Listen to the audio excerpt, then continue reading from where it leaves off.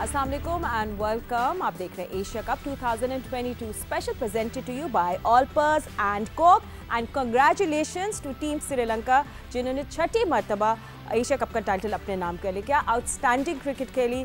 I mean कोई एक player के बारे में आप कह नहीं सकते, सब ने बहुत ज़बरदस्त कंट्रीब्यूशन की और यूँ उन लोगों ने पाकिस्तान को 23 रन से फाइनल में शिकस्त दे दी। एंड ऑफ कोर्स बहुत सारे क्वेश्चंस है पाकिस्तान टीम की परफॉर्मेंस पे, मिस्टेक्स, और जहाँ शादाब कह रहे हैं कि उनकी गलती थी कैच ड्रॉप होना, वहाँ मोहम्मद रिजवान कह रहे हैं कि इंसान है, हमसे गलती हो जाती है। But all this technical issues के लिए हमें बात करनी है, उस पर ज़रूर बात करेंगे। हमारे एक्सपर्ट्स हमारे साथ मौजूद हैं। जल्दी से आपको इंट्रोड्यूस कर लेते हैं because we have short and time. मेरे साथ है former test cricketer Sikandar Bakhsh, is also cricket Sikandar हमारे साथ हैं। Former cricketer, world cup winner and Lahore Qalandars के director game mister Aqib Javed हमारे साथ मौजूद है। Thank you for joining us Aqib. और हमें senior sports journalist Alia Rasheed ने भी टेलीफोन लाइन पे ज्वाइन किया है। एंड जस्ट बिफोर दैट आपको ये भी बता दी सॉरी कि senior sports journalist Abdul Majid Bhatti ने भी हमें दुबई से ज्वाइन किया। बट बिफोर दैट कल तो पूरा मैच तो सब चल रहा था, बट मैच के बाद एक ट्वीट आई है जिसके बाद बहुत सारी आईब्रोज रेज हो गई हैं और वो थी शुएब मलिक की। तो पहले आपको दिखाते हैं what he tweeted, let's have a look. और उन्होंने ये लिखा कि When will we come out from friendship, liking and disliking culture? Allah always helps the honest. उनका मतलब है कि ये जो हमारे कल्चर है टीम में या जो भी कि कौन दोस्तियाँ चलेंगी, कौन किसको पसंद करता है, कौन किसको नहीं पसंद करता है, ये जब तक कल्चर ख़त्म नहीं होगा तो बात नहीं बनेगी। And Alia, I know that you have something to say on this, तो मैं सबसे पहले आपके पास आऊँगी। मेरा ख्याल है ठीक कह रहे हैं वो, लेकिन ये किस दौर में नहीं हुआ। ये तो जब वो कप्तान थे तो उनके दौर में भी हुआ। ये तो पाकिस्तान का एक कल्चर है फातिमा। अनफॉर्चुनेटली हम इस बात को पसंद करें या ना करें, मगर ये सच्चाई है कि आपकी लाइकिंग डिसलाइकिंग तो हमेशा सिलेक्शन में होती है। अच्छा देखिए, इसके भी दो पहलू हैं। एक ये कि एक कप्तान ऐसा हो जो कि अपनी टीम के लिए उसको बेहतर समझे, कि लड़ाई करे, फाइट करे सिलेक्टर से कि जी मुझे ये प्लेयर चाहिए क्योंकि ये मेरी टीम के लिए बेहतर है। लेकिन वो होता क्या है, हम देख क्या रहे हैं। मैंने एक ट्वीट की थी जब श्रीलंका से पहला मैच था जो हमारा फाइनल से पहले, तो 2 दिन पहले मैंने ट्वीट की थी कि प्लीज हैदर अली को आप इसमें जरूर चांस दें। और वहाँ बनता था, बेशक हम हार गए, लेकिन एक प्रैक्टिस मैच के तौर पर हमने क्या देखा अगले दिन कि आउट ऑफ फॉर्म, एक्सट्रीमली बिल्कुल आउट ऑफ फॉर्म जो प्लेयर हैं हसन अली, वो खेल रहे हैं और उस्मान कादिर खेल रहे हैं, जो कि दोनों बाबर के करीबी दोस्तों में से हैं। कोई हर्ज नहीं है इसमें, हर एक की ये पर्सनल वो लाइकिंग डिसलाइकिंग होती है। लेकिन देखिए, जब आप टीम के बारे में सोच रहे होते हैं तो जब वो 2 खेल सकते थे तो हैदर अली क्यों नहीं खेल सकते थे? मेरा सवाल सिर्फ ये है। हमारा एक फातिमा फ्यूडल मेंटालिटी है कि मुजारे का बच्चा जो है ना, वो पढ़ लिख ना जाए, उसे इतना क्रश कर दो कि वो कभी आपके सामने खड़ा ही ना हो सके। ये बहुत ज़्यादा क्लियर वर्ड्स में शायद मैं नहीं कह सकती, लेकिन ये एक ऐसा कल्चर है जिसमें जहाँ कोई इमर्जिंग प्लेयर, और ये मैं आपको बड़े एतमाद से कह रही हूँ कि सिंस मैं इतने अरसे से क्रिकेट कवर कर रही हूँ, यही कल्चर डोमेस्टिक क्रिकेट में है, ये PSL में है, ये नेशनल टीम में है कि आपको जहाँ कोई ऐसा लगता है अच्छा प्लेयर आ रहा है तो आपको थ्रेट फील होना शुरू हो जाता है और आप उसको कहते हैं कि ये जितना पीछे रहे उतना अच्छा है। शान मसूद की दूसरी मिसाल आपके सामने है कि शान मसूद जो है वो अब 4थे नंबर पे आके वो खेल रहे हैं क्योंकि जगह नहीं बन रही, जो कि सही बात है, जगह नहीं बन रही। और ना हमें इस स्टेज पर हमें ये कहना चाहिए कि रिजवान और बाबर को जो है वो हम चेंज कर दें, आगे पीछे नहीं कर सकते। तो शान को अब आप 4थे नंबर पर खिलाएं। शुएब मलिक की जो जहाँ तक बात है, मेरा ख्याल है वो हमने शिफ्ट जो है मिस कर दी। इन कंडीशन में शुएब मलिक बहुत बेहतरीन चॉइस हो सकते थे, ठीक है। और ये भी एक बात ऐसी है कि देखिए, कोई आदमी, मैं कहती हूँ कितनी भी एज हो जाए उसकी, अगर वो फिट है, एथलीट है, आपको परफॉर्म करके दे रहा है, तो उसमें कोई हर्ज नहीं है कि उन कंडीशन में जहाँ वो सूट करता है आप उसको खिला सकते हैं, उसको खिलाना चाहिए, क्योंकि आपने टीम के लिए सोचना है। लेकिन मसला सारा ये है कि टीम के लिए सोचना है। मुझे एक बात इतनी फनी लगी है हेड कोच सकलैन की, और बड़ा इस पर मैं चाहती हूँ कि सब हमारे मौजूद जो दोस्त हैं वो सब इस पर बात करें। वो कह रहे हैं कि कल के मैच में फाइनल में आसिफ अली को स्टिचेस लगे हुए थे और शादाब को कंकशन था, तो खिलाया क्यों था आपने? क्या आपको अपनी बेंच स्ट्रेंथ जो है उस पर ट्रस्ट नहीं है? आप किस तरह के प्लेयर पिक करके गए? अगर वो अच्छे नहीं है तो आपका पिक क्या है, सिलेक्शन क्या है? और ये किस तरह की बात है कि इतने बड़े फाइनल में इतनी प्रोफेशनल टीम और वो इस तरह से खेल रहे हैं, तो ये सारा कुछ हो क्या रहा है? ठीक है, you raised valid questions Alia, और इसी बात हम लोग भट्टी साहब के पास भी जाएंगे। और भट्टी साहब क्योंकि दुबई में मौजूद हैं, ठीक है, चाहे वापस आके कराची, सॉरी भट्टी साहब, तो आप दुबई में थे, कल का मूड क्या था दुबई में? हमारे जो चीफ पीसीबी के चेयरमैन है रमीज़ राजा, वो भी वहाँ मौजूद थे। ऑफ कोर्स जहाँ श्रीलंका एक टाइम पे 58 for 5 थी, हमें लग रहा था वन साइडेड मैच होगा, तो थिंग्स चेंज्ड। तो सिलेक्शन पे भी बहुत सारे सवालात उठ रहे हैं, आपके पास क्या स्टोरी है? देखो फातिमा, पहले 9 ओवर में जो खेल पाकिस्तान के हाथ में रहा, लेकिन उसके बाद फिर जो श्रीलंका हमलावर हुआ है, अगले 11 ओवर में जब वो बैटिंग कर रहे थे और फिर जब 20 ओवर पाकिस्तान ने बैटिंग की है, उसमें फिर उन्होंने पाकिस्तान को उठने नहीं दिया। लेकिन देखिए, हम बार बार ये बात करते हैं कि Mohammad Rizwan no doubt consistent performer हैं, लेकिन इस फॉर्मेट में शायद वो जितनी बॉलें खेलकर जितने रन बना रहे हैं, ये दुनिया की कोई टीम में, किसी भी टीम में इस तरह का बैट्समैन नहीं है कि इतनी बॉलिंग खेलकर 50 रन बनाए और फिर टीम को बीच में छोड़ के चला जाए। लेकिन सबसे कल फनी चीज रही, पाकिस्तान खराब खेला, हार गया, सकलैन मुश्ताक ने इस तरह की प्रेस कॉन्फ्रेंस की। मुझे अफसोस हो रहा है कि पाकिस्तान क्रिकेट बोर्ड का इतना बड़ा मीडिया डिपार्टमेंट है और ऐसे शख्स की प्रेस कॉन्फ्रेंस के लिए भेज दिया जिसने शोएब अख्तर को भी जीरो कर दिया, जिसने शोएब मलिक को भी जीरो कर दिया। उसने कहा मैं तो खुद 3 साल एक टेलीविजन चैनल पर बैठा रहा और बाहर बैठ के तो हमें पता ही नहीं होता, लोग आते हैं टीवी पे हर वक्त बोलते रहते हैं और कल सुबह जा रहे थे सकलैन मुश्ताक, कोई लॉजिक नहीं थी। आप एटलीस्ट तस्लीम तो कर लें कि हम ठीक है भट्टी साहब, हम लोग ब्रेक लेंगे, उससे पहले हम लोग ऑलपर्स बेस्ट बैट्समैन दिखा, चलिए ठीक है, विल टेक अ ब्रेक। पर ब्रेक के बाद हम आपको दिखाएंगे कि हमारा जो सेगमेंट है Allpers best batsman, no guesses there कौन है, you guess, will see you right after a short break. आप देख रहे हैं Asia Cup 2022 special presented by Coke and Olpers.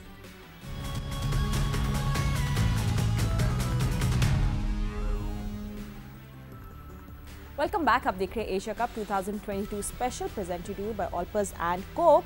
Break पे जाने से पहले वी थॉट कि इट्स मी नाइस हम ओपन डिस्कशन करें, क्योंकि आके पंसिकंद हमारे साथ ही मौजूद है। बट बिफोर दैट हम लोग अपने इंपॉर्टेंट सेगमेंट्स देखते हैं। First up it's Olpers best batsman and no guesses here, it's Rajapaksa, जिन्होंने बनाए 45 run off 71 balls and what a innings it was, what a joy it was to watch him. And अब हमारा next segment है Easypaisa best allrounder and it has to be Hasaranga, जिन्होंने कल बनाए 36 run off 21 and he took 3 wickets. क्या tournament है उनके लिए। ओके जेंटलमैन, आई थिंक आप लोग दोनों अब हॉट सीट पे हैं, हम लोग आवाज़ हैं आवाम की, बहुत सारे लोग जिम पे, चाय ढाबा पे, आज ऑफिस पे कॉफ़ी पीते हुए चाय पे जो बातें करें वही हम आपसे सवाल पूछेंगे। No, I will start and then you can also ask and और वो सब सवाल स्ट्रैटेजी के हैं कि 1 ओवर नवाज से क्यों कराए, ये सब पूछ रहे हैं। 3 ओवर्स इफ्तिखार ने क्यों करवाए, मिडिल ऑर्डर की आपको प्रॉब्लम्स पता थी तो हैदर अली को नहीं खिलाए, और फिर आपकी बैटिंग अप्रोच।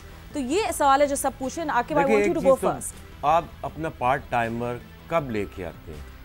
जब आप मुश्किल में होते हैं, जब आप चढ़े हुए हैं, 5 आउट आपने कर लिए, चलो उसने आउट भी कर दिया, अच्छा आपने चलो उसको लेकर आए, उसने आउट भी कर उसने दिया, आउट कर दिया, फौरन हटा, दैट्स इट। और आजकल जो हारिस की फॉर्म लगी हुई है, वो जब बीच में आता है आपको विकेट लेके देता है। उसकी असनैन को ला सकते थे, नवाज की भी लगी हुई थी ना, नवाज को भी आप ला सकते, उसके हाईएस्ट विकेट टेकर था। तो फिर वो कैरी डबी हो गया कि आप जो जल्दी जल्दी ओवर निकल जाए।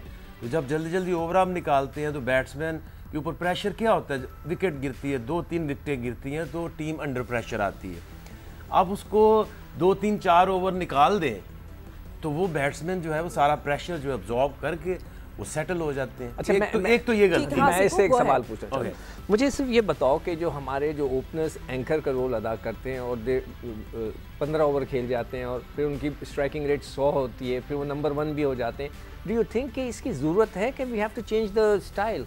देखिए, ये जो T20 इंट्रोड्यूस कराने का मकसद क्या था और उसमें भी 6 ओवर का दायरा लगाने का क्या मकसद है? वो इसलिए लगाते हैं थोड़ा सा कि आप 6 ओवर में मैक्सिमम रन्स बनाओ। और एक चीज T20 में अगर आप डिफेंसिव या you can't consume so many balls, अच्छा तो आप आउट कैसे होंगे? टेस्ट में तो स्लिप्स होती हैं, शॉर्ट लेग होती है, गली है, 3-3 स्लिप में होती है, ठीक है, तो आपको एज लगा, इसमें तो आपका एज भी लगे तो स्लिप नहीं है, तो ये तो कोई बड़ी बात नहीं। अच्छा। दुनिया में सबसे आसान है कि अगर आप स्ट्राइक रेट को भूल के ओपन पे T20 में रन करना। पर अच्छा देखो बहुत सारे लोग रिजवान को सेल्फिश कह रहे थे, praise selfish, would you say that? नहीं मैं मैं सिर्फ बताना चाहूँ, जब चेस शुरू हुआ तो उस वक्त था 8.5 का एवरेज। जब रिजवान आउट हुआ है 16.1 ओवर में एवरेज पहुंच चुका था 17.65। तो मैं कहता हूँ कि इससे बड़ा और फिर क्या सेल्फिश आप बैटिंग कर सकते हैं? या तो देखें, या तो उसको चाहिए था कि दूसरों से कहता तुम मारो, या फिर आउट हो जाते ऑनेस्टली। नहीं तो जब आप पहले आपको फिक्र क्या होती है, अगर आपको ये फिक्र है ना कि 6 ओवर में कोई आउट ना हो जाए तो फिर दायरा हटा दो, आप जाके कोई और 50 ओवर खेल लो। ये आपका जो लोगों का माइंडसेट होता है कि आपने 2 फील्डर बाहर हैं, आपने टेक्निकल ऐसे कवर के ऊपर नहीं खेल सकते, मिड ऑफ के ऊपर नहीं खेल सकते, तो ये कौन सी क्रिकेट ये खेल रहे हैं? आपने रन्स करने हैं ना, तो सबसे आसान T20 में ओपन पे अपने रन्स करना है। बट अगर आपके सामने टारगेट है 171 आपने अचीव करना है, तो आप 15 ओवर तक जा रहे हो। देख यही मेरा भी एक को सवाल था कि इसका मकसद क्या है? ठीक है सिक्कू, होल्ड ऑन टू सवाल, टेक अ ब्रेक, फिर ब्रेक के बाद आपसे सवाल पूछेंगे। जो सिक्कू बात कर रहे थे, संजय मांजरेकर ने जो बोला था कि T20 में एंकरिंग का रोल डजंट मेक सेंस, हम रिजवान को नहीं चाहते कि वो स्ट्राइक 104 के स्ट्राइक रेट पे 16वें ओवर तक के साथ वो बैट करे when you are chasing 170 run, मतलब 170 रन चेज कर रहे हो। So anyway we will talk more about this, मगर हम यहाँ छोटी सी ब्रेक ले लेते हैं, फिर आपको देखते हैं on the other side. Stay with अस।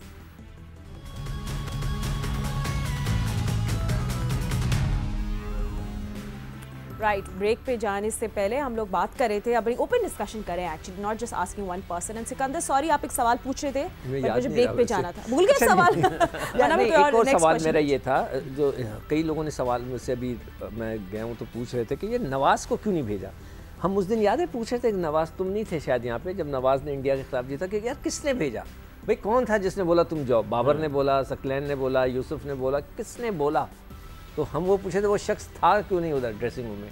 हमने एक इंडिया के खिलाफ अच्छी चेस की थी 180 की, तो हमने उसी फॉर्मेट पे क्यों नहीं गए? अच्छा, आप बैटिंग की बात करें या asking why didn't he ball till the 60? Batting की बात कर रहा हूं, चेस के लिए। हां, ऊपर क्यों नहीं उसको भेजा? मतलब मुझे नहीं समझ में आया एकदम से।